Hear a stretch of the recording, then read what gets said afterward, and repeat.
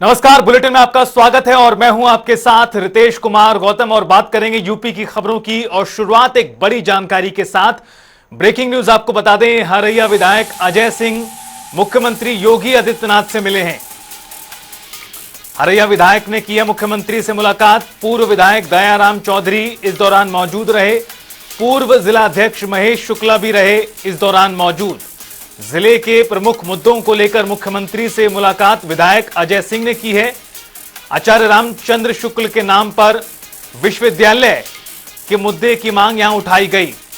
हरैया विधानसभा क्षेत्र के विकास को लेकर भी चर्चा यहां की गई है विधायक द्वारा मुख्यमंत्री के समक्ष। तो बड़ी खबर, बड़ी जानकारी आपको बता दें, हरैया विधायक अजय सिंह सीएम योगी आदित्यनाथ से मिलने पहुंचे। इस दौरान पूर्व विधायक भी मौजूद रहे और जानकारी के अनुसार जिले के प्रमुख मुद्दों, खासतौर पर विकास और विश्वविद्यालयों को लेकर यह बातचीत यहां की गई है। जिले में विश्वविद्यालय न होने से छात्रों को परेशानी होती है, ये मांग यहां उठाई गई है। आचार्य रामचंद्र शुक्ल के नाम पर विश्वविद्यालय को लेकर चर्चा की गई। आपको बता दें कि जिले में विश्वविद्यालय की कमी युवाओं को काफी ज्यादा अखरती है और इस मांग को भी यहां पर उठाया गया है इस मुलाकात के दौरान। हरैया विधानसभा क्षेत्र के विकास कार्यों को लेकर भी चर्चा की विधायक ने। बड़ी खबर, बड़ी जानकारी आपको बता दें यूपी से जुड़ी हुई, जहां हरैया विधायक मुख्यमंत्री से मुलाकात करने पहुंचे हैं और इस दौरान विकास कार्यों को लेकर बातचीत की गई है और खास तौर पर विश्वविद्यालय का मुद्दा भी यहां पर उठाया गया है और कहा यह गया है कि विश्वविद्यालय की कमी की वजह से बच्चों को काफी ज्यादा परेशानी होती है। जो छात्र पढ़ाई करना चाहते हैं उन्हें दूर जाना पड़ता है। इस लिहाज से विश्वविद्यालय यहीं पर ही बनाया जाए, ये मांग यहां की गई।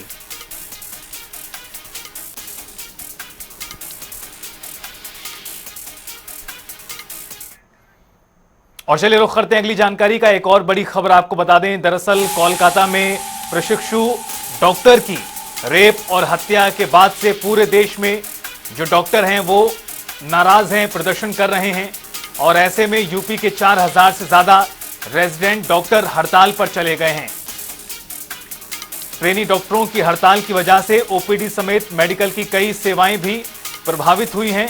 कोलकाता में डॉक्टर के साथ रेप और मर्डर की बेहद ही घिनौनी करतूत सामने आई थी बीते दिनों, जिसके बाद से देश भर में आक्रोश है। इस पूरे मुद्दे को लेकर इंसाफ की मांग की जा रही है। कोलकाता की घटना को लेकर डॉक्टरों ने यह प्रदर्शन किया है और ऐसे में यूपी के रेजिडेंट डॉक्टरों ने हड़ताल कर दी है। गंभीर मरीजों की आपातकालीन सेवाएं हालांकि जारी हैं। केजीएमयू, पीजीआई, लोहिया अस्पताल के डॉक्टरों ने हड़ताल की। ओपीडी में मरीज नहीं देखे जा रहे हैं और चूंकि डॉक्टर जो हैं वो हड़ताल पर चले गए हैं। तस्वीरें आपको दिखा रहे हैं लखनऊ की, किस तरह से हजारों की संख्या में जो रेजिडेंट डॉक्टर हैं, जो ट्रेनिंग डॉक्टर हैं, वो किस तरह हड़ताल पर उतर आए हैं। हम लोग चाहते हैं कि प्रोटेक्शन मिले, नाइट ड्यूटी में भी, इवन डे ड्यूटी में भी, क्योंकि बदतमीजियां हर जगह होती हैं डॉक्टर्स के अगेंस्ट। कभी कोई एक्शन नहीं लिया जाता, सिर्फ और सिर्फ डॉक्टर्स के अगेंस्ट एक्शन लिया जाता है। मांगना कुछ नहीं है, हम लोग को बस प्रोटेक्शन चाहिए so that we can do our duty. और जो इन्वेस्टिगेशन होगा that should be without any political pressure और बायस। इतना ही हम लोग का मांगना है बस। This is we want justice for humanity. ये एक औरत के साथ हुआ है, एक डॉक्टर के साथ हुआ है, इसमें पॉलिटिक्स कुछ हो ही नहीं सकता है। सो ये विदाउट बायस होना चाहिए इन्वेस्टिगेशन। एंड अगर सीबीआई इन्वेस्टिगेशन हो सकता है, we will prefer that. Message तो हमारा ये क्लियर है कि जो सेफ्टी और सिक्योरिटी प्रोटोकॉल्स हैं रेजिडेंट्स के लिए, वो अच्छी नहीं है, कंडीशंस अच्छी नहीं है। रात में काम करते समय कभी भी कोई कुछ भी बोल के चला जाता है। तो हमारे रेजिडेंट देखें, लड़के हैं कि एक बार बर्दाश्त भी कर लेते हैं, लेकिन लड़कियों के लिए कोई सेफ्टी का वो नहीं है और जो लोग करते हैं उनके खिलाफ कोई एक्शन भी नहीं होता है। किस तरह की सेफ्टी? हम सेफ्टी ये चाहते हैं वर्किंग एनवायरनमेंट अच्छा हो, स्टाफ सिक्योर फील करे कि उसके साथ कोई बदतमीजी नहीं होगी, उसके साथ कोई घटना नहीं होगी। जैसी घटना हुई है कोलकाता में, उस तरह की कोई घटना ना होने पाए, इस तरह की सिक्योरिटी चाहते हैं जिससे लोग काम भी हैम्पर ना हो और हम काम भी अच्छे से कर सकें बिना डर के। प्रोटेस्ट करके हम बस यही मैसेज देना चाह रहे हैं कि हमें महिला सुरक्षा चाहिए। सुरक्षा means security service for all the residents, male female दोनों के लिए। मेजरली बोलते हैं फीमेल्स के लिए थोड़ा ज़्यादा, कि हम लोग सिक्योर फील नहीं करते कई बार, तो वर्किंग एनवायरनमेंट थोड़ा अच्छा हो, थोड़ा बेटर हो, तो उस तरीके से। तो अभी major concern is about wanting justice, कि वो चीज़ को दबाया ना जाए, इस केस को पूरा सॉल्व किया जाए। और दूसरी चीज़ safety and security of all the residents. Paschim Bengal के कोलकाता में घटी इस घटना को लेकर पूरे देश में आक्रोश है। तमाम जगहों पर डॉक्टर हड़ताल पर उतर आए हैं। बहरहाल बुलेटिन में आगे बढ़ते हैं और करते हैं एक और बड़ी जानकारी का। प्रयागराज से आपको अगली जानकारी दे दें।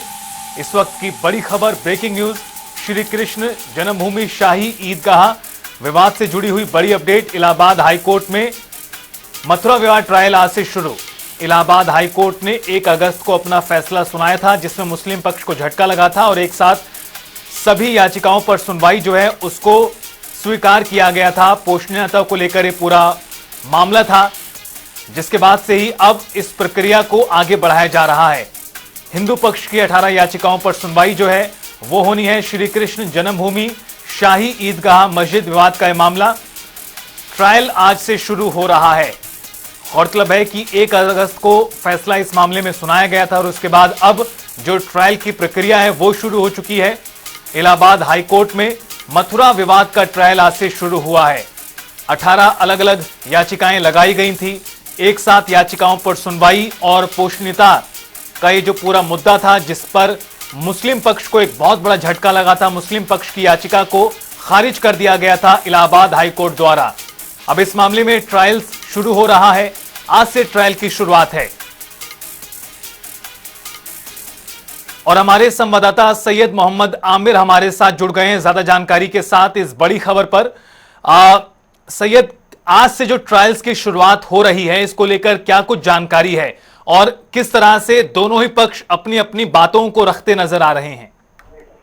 जी रितेश, बता दें जैसे कि आज श्री कृष्ण जन्मभूमि शाही ईदगाह विवाद मामले में 2 बजे के बाद से सुनवाई होगी इलाहाबाद हाईकोर्ट में, जहां पिछले 4 महीनों से लगातार हाईकोर्ट में सुनवाई हो रही थी। केस पोषणीय है कि नहीं है, जिसके बाद कोर्ट का फैसला आया दोनों पक्ष को अपने अपने तर्क रखने के बाद के केस पोषणीय है और इस पर सुनवाई अब पूरी सुचारू रूप से लगातार जारी रहेगी। आज से ट्रायल शुरू हो जाएगा और दोनों हिंदू और मुस्लिम पक्ष की ओर से अपनी अपनी दलीलें रखी जाएंगी।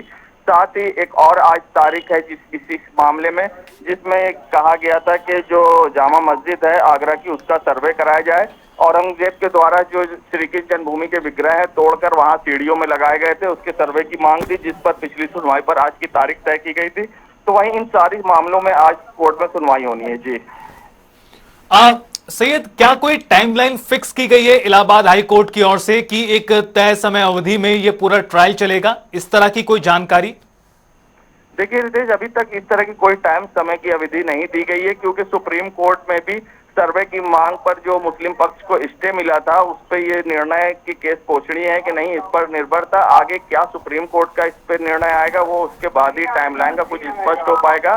फिलहाल आज से इस पूरे मामले पर ट्रायल शुरू हो जाएगा और दोनों पक्ष के वकील अपने अपने तर्क रखेंगे। जी चलिए, बहुत शुक्रिया सैयद आपका इस पूरी जानकारी के लिए। नजरें लगातार बनाए रखिए, आगे भी आपसे अपडेट लेते रहेंगे। आपको बता दें कि बेहद ही महत्वपूर्ण ये पूरा मामला है और इसे लेकर अब आज से ट्रायल्स की शुरुआत इलाहाबाद हाईकोर्ट में हो रही है। 2 बजे के बाद से सुनवाई शुरू हो जाएगी। प्रकरण वही है, श्री कृष्ण जन्मभूमि बनाम शाही ईदगाह मस्जिद का प्रकरण 1 साल से चल रहा है इस इलाहाबाद हाईकोर्ट में, और जिसपे भी लेटेस्ट 1 अगस्त 2024 को माननीय उच्च न्यायालय के न्यायमूर्ति श्री मयंक कुमार जैन साहब ने मेंटेनेबिलिटी ऑफ सूट्स पे जजमेंट दिया है। उसी के रिगार्डिंग 1 अगस्त 2024 को जो जजमेंट आया है, उसके बाद जो फर्दर डेट पड़ी है वो आज के लिए पड़ी है, जो कि 12 अगस्त 2024 है। आज के लिए आज सूट लगा हुआ है, वो 18 के 18 सूट लगे हुए हैं इश्यूज ऑफ फ्रेमिंग के लिए, ऑर्डर 14 CPC के अंतर्गत। तो आज उसी पे सुनवाई होनी है। 2 बजे रखा है ऑनरेबल कोर्ट ने मैटर, वो कोर्ट नंबर 71 में ऑनरेबल जस्टिस मयंक कुमार जैन साहब के सामने है। उसी इश्यूज फ्रेमिंग पे आज आर्ग्यूमेंट होगी, या कोई भी एविडेंस आपको कोई लिस्ट प्रोवाइड करानी होगी तो कोर्ट को दे सकते हो। इश्यूज फ्रेमिंग के लिए आज सुनवाई है। आज खबरों में आगे बढ़ते हैं, जहां बीजेपी के प्रदेश अध्यक्ष भूपेंद्र चौधरी मुजफ्फरनगर के दौरे पर पहुंचे, जहां उन्होंने पार्टी के सभी कार्यों के बारे में बात की और आगामी चुनाव को लेकर भी पार्टी की तैयारियों के बारे में बातचीत की गई। भारतीय जनता पार्टी के केंद्रीय नेतृत्व ने घर घर तिरंगा अभियान, हमारी देश की आन शान, तिरंगा घर तक, घर घर सब लोग फहराएं, इस प्रकार का अभियान हमारी पार्टी ने तय किया, जिससे 11 तारीख से 13 तारीख तक सभी विधानसभाओं में एक तिरंगा यात्रा का व्यापक कार्यक्रम भारतीय जनता पार्टी ने तय किया है। और हम सब लोग तिरंगा यात्रा अधिक से अधिक क्षेत्रों में जाए, एक जन जागरण की दृष्टि से हम लोगों ने कार्यक्रम तय किया। यहाँ भी आज एक तिरंगा यात्रा के रूप में एक बाइक रैली को आज शुरुआत की गई। उत्तर प्रदेश की 10 विधानसभाओं में उपचुनाव होने हैं, अभी कोई तिथि निर्धारित नहीं है। उसमें एक मुजफ्फरनगर जनपद की मीरापुर भी है।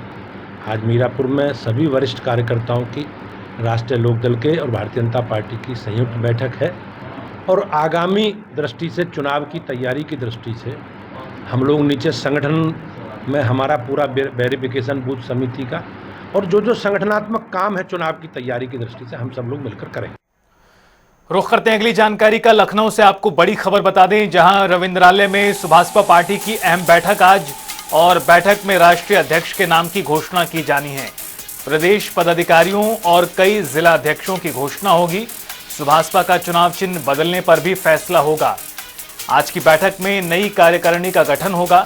तो बेहद ही महत्वपूर्ण बैठक सुहेल देव भारतीय समाज पार्टी से जुड़ी हुई आज लखनऊ में हो रही है, रविंद्रालय में, जहां कई बड़े फैसले किए जाने हैं, जिसमें न सिर्फ राष्ट्रीय अध्यक्ष के नाम की घोषणा, साथ ही साथ पार्टी का सिंबल बदला जाएगा, इसको लेकर भी ऐलान होगा। सुभाषपा का चुनाव चिन्ह बदलने पर भी फैसला किया जाएगा। गौरतलब है कि बीते चुनावों में जो पार्टी सिंबल है, चुनाव चिन्ह है, उसको लेकर कई तरह की भ्रांतियां लोगों में रही। ऐसा पार्टी के नेताओं द्वारा कहा गया, गलतफहमियां वोटर्स के मन में रही, इस तरह की बातें कही गई थी। इस लिहाज से यह बड़ा फैसला होने जा रहा है सुहेल देव भारतीय समाज पार्टी के भीतर, जहां राष्ट्रीय अध्यक्ष के नाम का ऐलान होगा, तो साथ ही साथ अन्य कई फैसले भी किए जाएंगे, बड़े फैसले किए जाएंगे। गौरतलब है कि एसबीएसपी पार्टी प्रदेश में सरकार का हिस्सा है, गठबंधन में शामिल है। तो वहीं बांग्लादेश में हिंदुओं पर अत्याचार हो रहा है, जिसको लेकर हाल ही में यूपी कांग्रेस के अध्यक्ष अजय राय हमलावर दिखे। उन्होंने प्रधानमंत्री नरेंद्र मोदी से इस मुद्दे पर आवाज उठाने और कार्रवाई की मांग की है।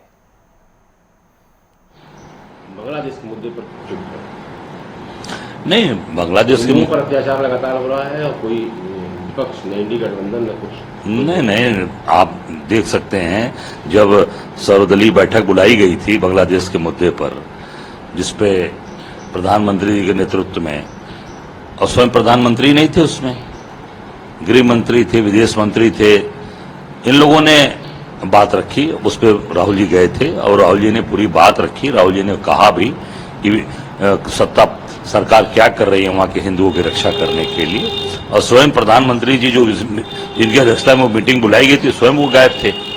और ये आप देख सकते हैं कि जब वहाँ के प्रधानमंत्री बांग्लादेश से निकली तो हिंदुस्तान के गाजियाबाद के हिंडन एयरपोर्ट पर, जो एयरफोर्स का एयरबेस है, वहां पर वो राष्ट्रीय सुरक्षा सलाहकार अजीत डोभाल से मिली, अजीत डोभाल से वार्ता हुई, वहां पर थी। उसके बाद से उनका पता नहीं चल रहा है कि कहाँ वो वहीं पर रुकी हैं कि कहाँ गई हैं।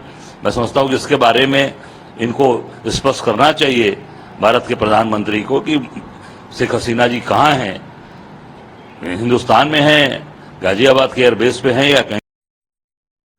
तो वहीं आपको बता दें कि प्रदेश में भारी बारिश का अलर्ट जारी किया गया है। 19 जिलों में भारी बारिश की चेतावनी है। 40 से अधिक जिलों में हल्की बारिश की संभावना है। सावन के महीने में जमकर बरस रहे हैं बादल। 15 अगस्त तक प्रदेश के कई जिलों में भारी बारिश की उम्मीद है।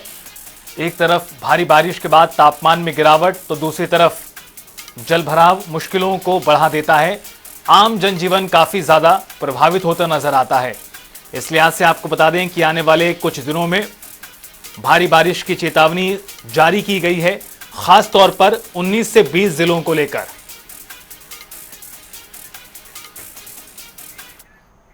और चलिए अब रुख करते हैं 4/18 का। श्रावस्ती में सावन के चौथे सोमवार पर बम बम भोले के नारों से गूंज उठा शिवालय। सिद्धार्थनगर में डीएम ने किया निरीक्षण, पर्यटन स्थलों के विकास को लेकर चर्चा। फर्रुखाबाद में बांग्लादेशी हिंदुओं पर हिंसा का मामला, पक्ष विपक्ष का वार पलटवार। गाजीपुर में ओलंपियन हॉकी खिलाड़ी राजकुमार पाल पहुंचे अपने पैतृक गांव, जमकर मनाई गई खुशी। मथुरा में बांग्लादेश में हो रही हिंसा का मामला, वृंदावन के संतों ने की बैठक। देवरिया में स्वास्थ्य प्रशासन की लापरवाही, मेडिकल कॉलेज में दिखी अव्यवस्थाएं, जमीन पर मरीज को लेटाकर इलाज। फर्रुखाबाद में शराबियों का आतंक, कावड़ियों के साथ शराबियों ने की मारपीट। हापुड़ में बांग्लादेशी हिंदुओं पर हिंसा का मामला, अत्याचार को लेकर हिंदू संगठनों ने किया विरोध प्रदर्शन। बाराबंकी में युवक की बाइक मुर्गे पर चढ़ने को लेकर हुआ विवाद, समुदाय के लोगों ने की मारपीट, वीडियो वायरल। इटावा में ट्रेन की चपेट में आने से मोर की मौत, मौके पर पहुंची RPF GRP police team. Bareilly में एक समुदाय के शख्स ने दूसरे समुदाय के शख्स से मारपीट की, मामूली बात को लेकर हुआ था विवाद। एटा में सड़क किनारे मिला शख्स का शव, मौके पर पहुंची पुलिस जांच पड़ताल में जुटी। फर्रुखाबाद में 2 बाइकों की भिड़ंत, 5 कांवड़िए घायल। फर्रुखाबाद में गर्मी के चलते लोग बेहाल, दर्जनों मोहल्लों में विद्युत आपूर्ति ठप पड़ी। आगरा में बांग्लादेश में हो रही हिंसा का मामला, अत्याचार के खिलाफ जगह जगह विरोध प्रदर्शन। फतेहपुर में चोरों के हौसले बुलंद, बेखौफ चोरों ने बंद घर में ताला तोड़कर चोरी की घटना को दिया अंजाम। फिरोजाबाद में पुलिस की आरोपियों से मुठभेड़, दुष्कर्म के आरोपियों को पुलिस ने गिरफ्तार किया। इटावा में स्कूटी की कार से टक्कर, 15 किलोमीटर तक घसीटी स्कूटी सवार बाल बाल बचा।